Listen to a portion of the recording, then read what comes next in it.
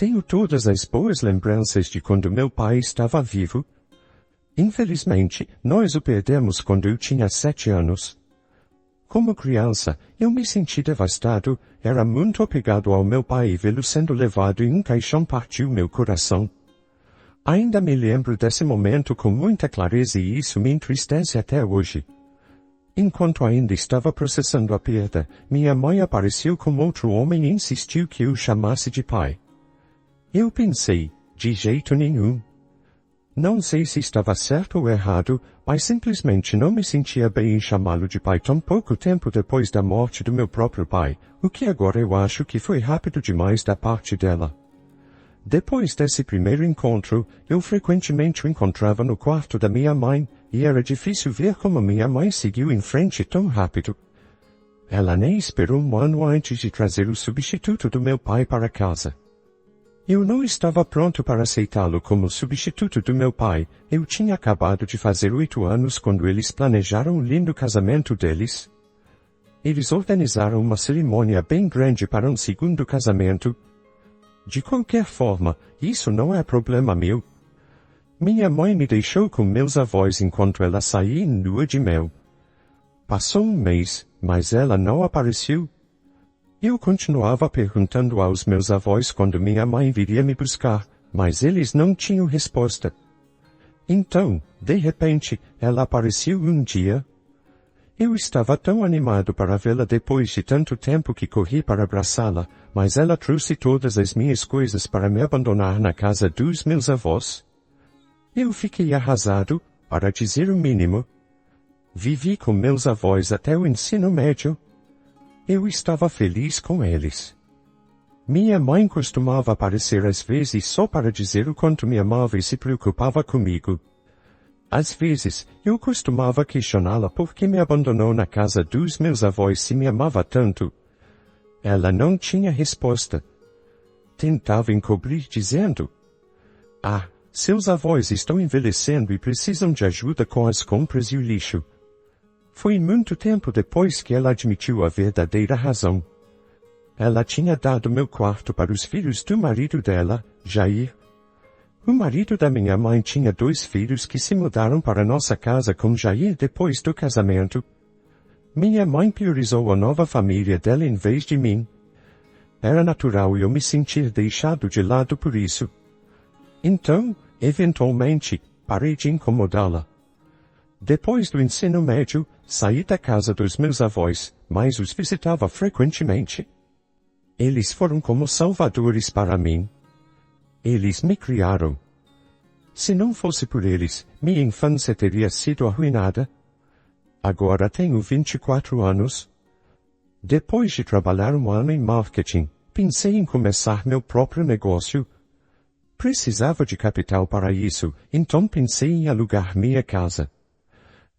Se eu não mencionei antes, aqui vai uma surpresa para minha mãe e a amada família dela, a casa em que eles vivem me pertence. Sim, é isso mesmo. Meu pai fez um testamento no leito de morte e me deixou meticulosamente até o último centavo que ele tinha, incluindo a casa. Eu era uma criança quando o advogado leu o testamento dele depois do funeral, mas pela expressão no rosto da minha mãe, posso dizer com certeza que ela não gostou nada disso. Mais tarde, soube que ela tentou várias vezes anular o testamento, mas perdeu todas as vezes.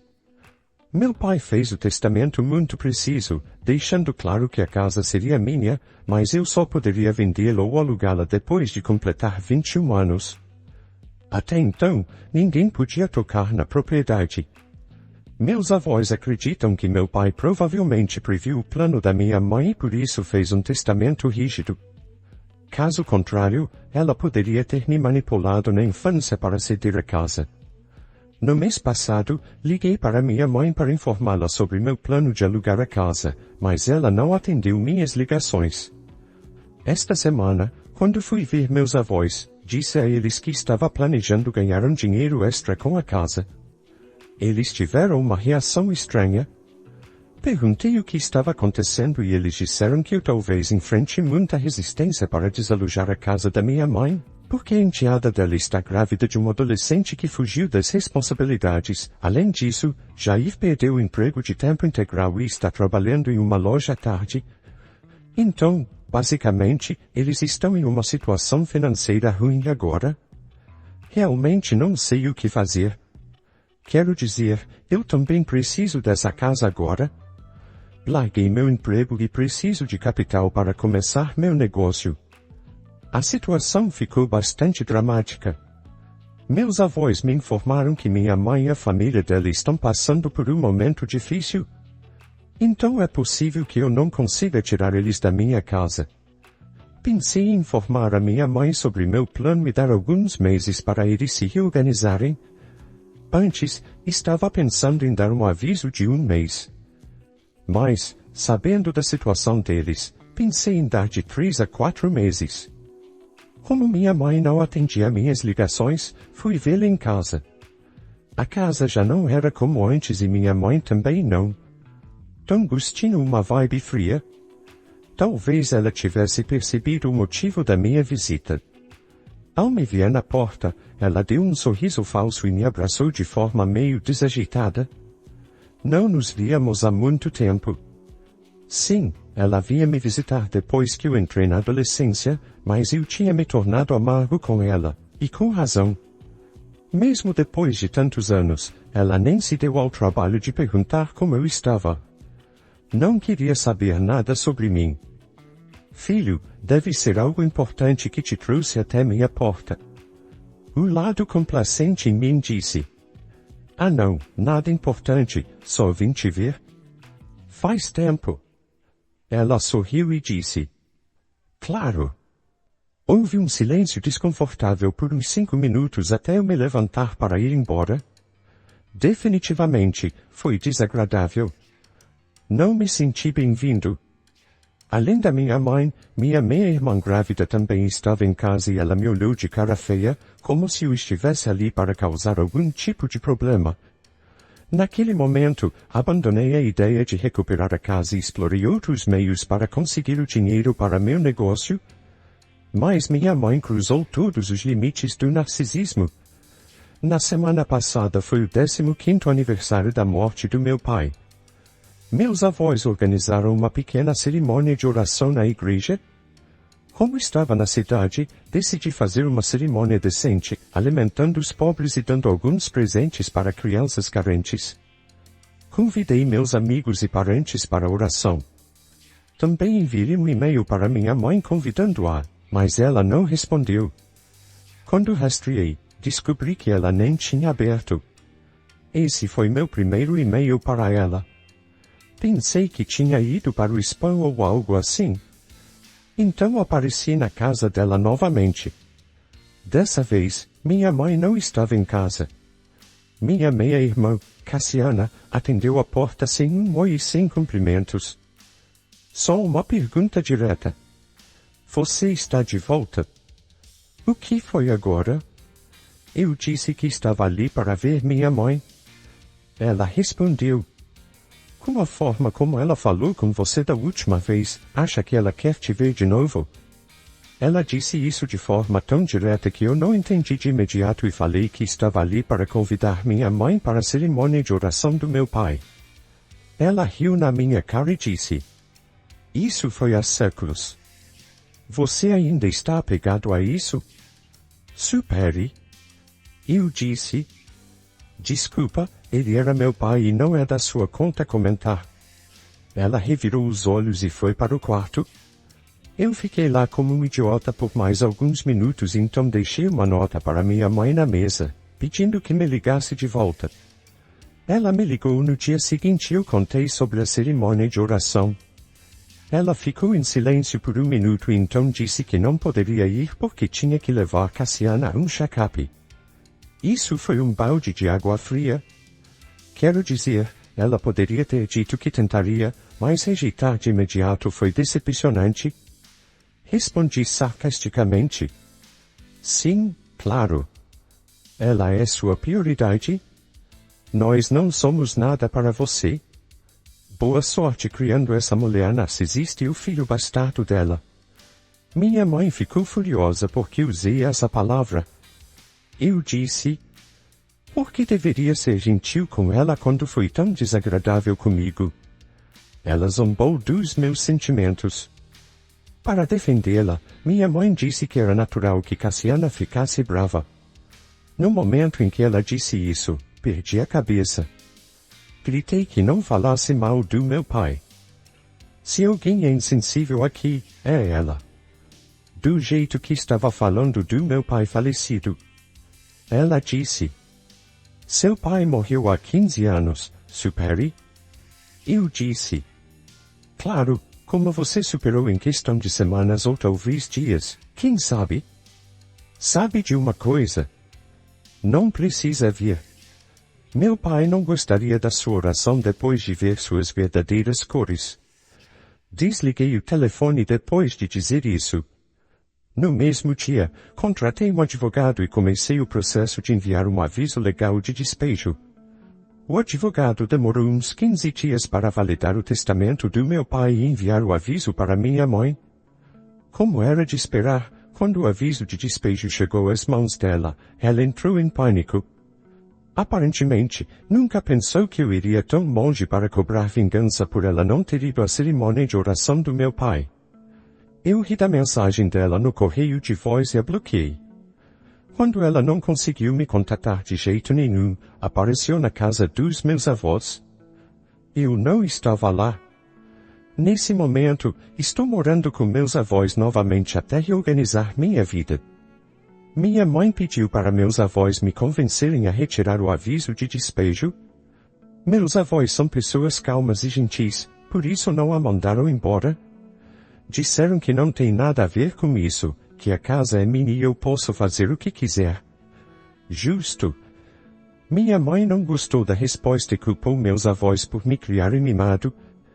Perguntei a minha avó por que ela não disse nada para minha mãe narcisista. Meus avós disseram: não queremos nos meter com uma mulher assim. Eu disse: quero me meter e agora não vou deixá-los morar na minha casa nem mais um dia. Dei o aviso de despejo. Segundo a lei dos inquilinos do país, embora eles sejam inquilinos, não estão pagando aluguel, e sou eu quem paga os impostos da propriedade todos os anos. Então, legalmente, tenho o direito de expulsá-los imediatamente. Meus avós são pessoas tementes a Deus e me convenceram a esperar, senão eu teria decidido despejá-los naquele momento mesmo. No dia seguinte, recebi uma ligação da minha mãe. Ignorei. Ela fez o mesmo comigo quando eu ligava. Ela me mandou uma mensagem dizendo que era urgente falar comigo. Respondi que precisava verificar minha agenda para ver se estaria na casa dos meus avós. Isso não caiu bem. Ela mandou uma resposta longa dizendo que estava tentando se impor. O que fiz com o e-mail dela de 5 parágrafos? Nada. Isso mesmo, não respondi. Talvez ela tenha entendido que eu não cederia à pressão dela. Durante minha infância, sempre que eu chorava ou fazia birra para ir para casa, em vez de me consolar, ela me repreendia e pedia para eu me comportar. Repreendia para eu ser um bom menino e não fazer birra. Esse era o estilo de criação dela e funcionava para mantê-la feliz e não me incomodar com ela. Eu parava de chorar, mas depois que ela ia embora, eu ficava num canto da casa por horas. Chega disso. Agora é a vez dela ficar sozinha, mas, tristemente, não terá um canto só para ela. Então, ela veio me ver e, deliberadamente, a fiz esperar 1 hora. Ela estava ansiosa. Pedi aos meus avós que ficassem fora disso. Ela continuava perguntando por mim e eles diziam que não sabiam, que ela deveria esperar no meu quarto. Quando cheguei para vê-la, ela me olhou como se dissesse: bem, onde você estava? Estou esperando aqui há 1 hora. Mas não disse nada, absolutamente nada. Ela se sentou lá com cara séria. As pessoas na situação dela teriam tentado me agradar, mas ela se manteve firme em seus argumentos. Bem, vamos começar. Não posso ficar aqui para sempre, tenho coisas a fazer, murmurei. Ela me olhou irritada e perguntou do que se tratava o aviso. Respondi, está escrito nele. Tenho certeza de que você pode ler. Ou quer que eu leia para você?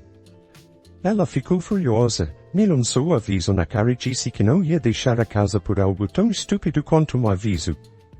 Depois de terminar de gritar, eu disse: então vamos esperar e ver as repercussões de não seguir a ordem judicial. Ela disse: eu te dei a luz. Não tente ser mais esperto que eu. Essa casa é do meu marido e minha, e ninguém pode me tirar daqui. Respondi: um herdeiro legal pode. Respondi calmamente às provocações dela para irritá-la, e consegui. Mas, no momento em que ela se referiu ao meu pai como seu marido, perdi a cabeça. Sério, você tem a audácia de chamá-lo de seu marido quando pulou a cerimônia de oração dele dizendo que era história? Você não merece a casa dele. Você é só um ocupante legal e eu vou liberar essa casa de todos vocês. Ela se levantou e disse que tinha terminado de ser amável comigo e que agora eu teria que lidar com o advogado dela.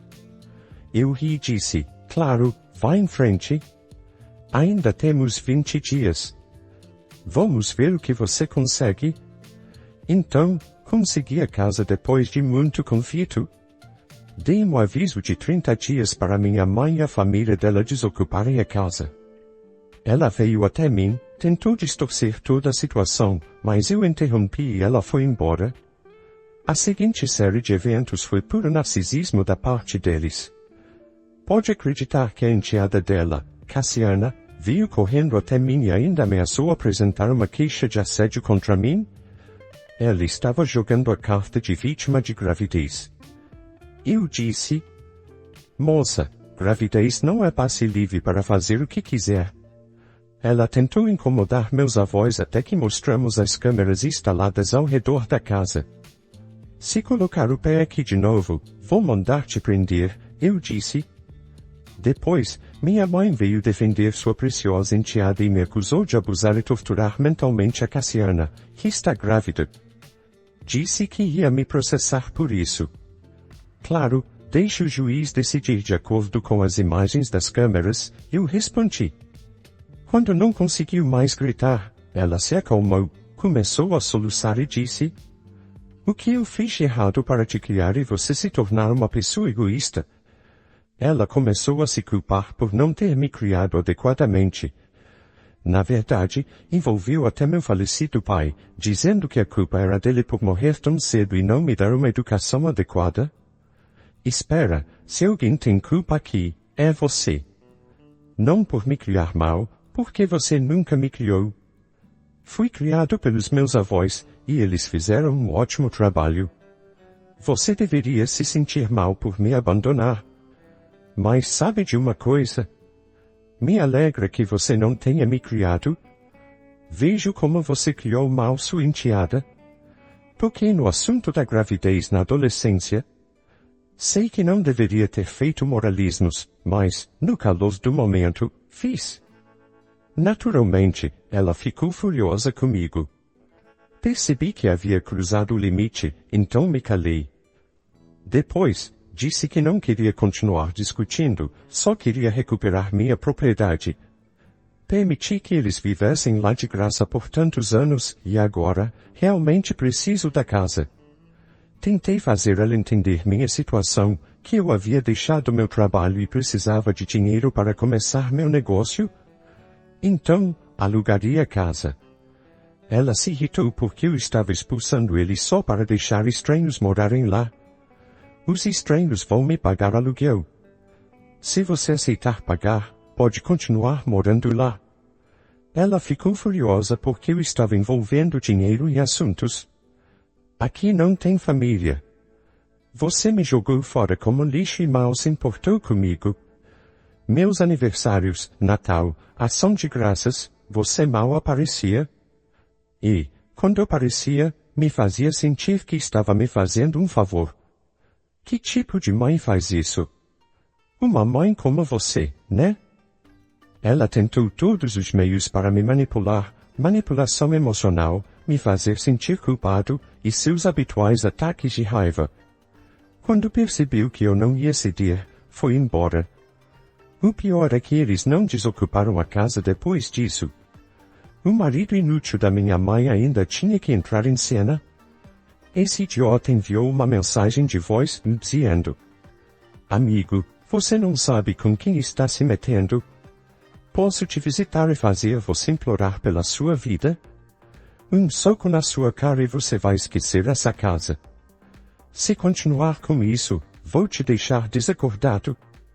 Esse cara é grande e adora se exibir. Não sei muito sobre ele, mas meus avós me avisaram para não me meter com ele. Ele é um valentão. Claro que é, mas também é um tolo. Apresentei provas contra ele pela ameaça na mensagem de voz.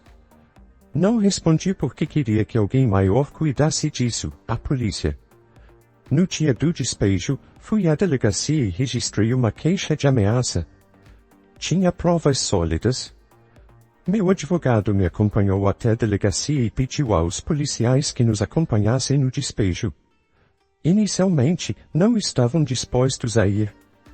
Eles disseram: nos chame se causarem problemas, mas não queremos lidar com ocupantes ilegais por conta própria. Quando cheguei a casa com meu advogado, minha mãe, Jair e Cassiana começaram a nos insultar. Até o marido protetor dela saiu segurando um taco em suas mãos. Mas, assim que viram um carro da polícia atrás do nosso, recuaram. Os policiais mostraram o aviso de despejo e pediram que saíssem. Eles estavam tão certos de que não sairiam que nem sequer empacotaram suas coisas. Pediram aos policiais mais um mês de prazo. Os policiais me olharam e eu disse: de jeito nenhum, não depois de todas essas ameaças. Eles começaram a usar a gravidez de Cassiana para tentar ganhar mais alguns dias. Mas eu me mantive firme e disse não. Recebi alguns olhares estranhos dos policiais, indicando que eu estava sendo insensível, mas eu estava seguindo o caminho legal. Então, ninguém tinha o direito de opinar. Depois, tentaram negociar mais um dia, mas eu disse 3 horas a partir de agora. Me olharam com amargura, tentando me convencer com olhos lacrimejando. Mexam-se, menos olhares e mais empacotamento, disseram os policiais. Todos nós saímos depois disso. Os policiais pediram que entregassem as chaves na delegacia, de onde eu as pegaria. Meu advogado sugeriu que eu solicitasse uma ordem de restrição na propriedade, caso eles quisessem voltar e me assediar ou aos inquilinos. Eles são perfeitamente capazes de fazer isso. Os policiais entregaram a cópia da ordem de restrição e explicaram as consequências de violá-la. A mesquinhez em suas caras era evidente. Finalmente, concedi a casa e a coloquei para alugar. Espero conseguir um bom negócio e começar meu negócio o mais rápido possível. Já deu de lidar com essa gente desprezível? Depois de algum tempo, finalmente consegui encontrar inquilinos para a casa. Levou um tempo porque tive que fazer algumas reformas, mas eles ficaram encantados com o lugar e assinaram um contrato de locação sem problemas. Pensei que finalmente havia deixado para trás todos os problemas relacionados à propriedade, mas parece que as coisas não seriam tão fáceis. Há alguns dias, recebi uma ligação dos meus novos inquilinos, visivelmente angustiados, informando que alguém estava tentando entrar à força na casa. No começo, pensei que era uma tentativa de roubo, mas quando cheguei lá, tive uma surpresa desagradável. Era Jair, o marido da minha mãe, tentando expulsar os inquilinos para tomar posse da casa. Quando confrontei Jair, ele ficou agressivo e começou a gritar que a casa era dele e que ele tinha direito de viver lá. Tentei acalmar a situação e expliquei que ele não tinha mais nenhum direito sobre a propriedade, que inclusive tinha uma ordem de restrição contra ele. Mas ele se recusava a ouvir. A situação estava prestes a sair de controle quando os vizinhos, alertados pelo barulho, chamaram a polícia. Os policiais chegaram rapidamente e tentaram mediar a situação, mas Jair ficou ainda mais agressivo e começou a insultar os agentes. Finalmente, quando ele tentou resistir à prisão, os policiais tiveram que contê-lo e prendê-lo por conduta violenta e invasão de propriedade, além de violar a ordem de restrição. Foi um alívio ver que a lei finalmente estava do meu lado, sem ter que pagar nada, e que Jair enfrentaria as consequências de suas ações. Os inquilinos ficaram um pouco preocupados com tudo isso, mas também estavam agradecidos pela intervenção da polícia e puderam continuar vivendo na casa sem mais interferências. Sei que o que aconteceu é preocupante, mas com todos os encargos que Jair tem agora, acho que as coisas vão ficar um pouco complicadas para ele. Ele tem várias acusações, algumas com a própria polícia como testemunha. Então, pelo menos, ele não vai nos incomodar por um tempo. Vamos ver se ele vai continuar se achando tão valentão quando passar um tempo na cadeia. Minha mãe veio à casa dos meus avós para falar comigo e teve sorte de me encontrar, porque já encontrei um lugar barato para me mudar e não incomodar mais meus avós. Com o dinheiro que recebo do aluguel da minha casa, posso alugar algo e ainda sobrar para investir no meu negócio. Ela queria que eu retirasse algumas acusações contra Jair, mas tenho certeza de que não vou fazer isso. E nem sei se posso, já que as acusações foram feitas pelos meus inquilinos. Embora eu não conheça todos os detalhes legais, a única acusação que acho que poderia retirar seria relacionada à ordem de restrição, mas nem isso vou fazer. Dizer que minha mãe não gostou dessa resposta é pouco, mas não tem como ela me convencer de nada. Ela disse que agora tudo estava dando errado para eles e que eu não deveria adicionar mais problemas, mas nada disso me convenceu. Sei que alguns dirão que estou sendo muito duro com eles, mas acredito que fiz o correto. Dei a eles um mês para deixar a propriedade ou pagar aluguel, e não gostaram de nenhuma das opções. A única coisa que eles gostariam é que os deixasse continuar vivendo de graça, o que não vai acontecer. Fizeram isso até agora, então acho justo o que estou pedindo. No total, as acusações contra Jair podem render até 12 anos de prisão, mas isso só se ele pegar a pena máxima, o que duvido que aconteça. Mesmo assim, se ele pegar alguns meses de cadeia com alguns colegas de cela interessantes, talvez quando sair, não seja mais tão valentão como agora. A história de hoje chegou ao fim. Não se esqueça de comentar qual lição você tirou dela. Também deixe um like no vídeo, e se inscreva para não perder os próximos vídeos. E se você quer conhecer o final da história da mulher que foi abandonada às 3 da manhã em uma estação pelo seu marido, com a desculpa de que ele foi ajudar sua mãe, mas no final descobriu toda a verdade, clica no vídeo que está aparecendo aí na tela. Te vejo nessa história, grande abraço.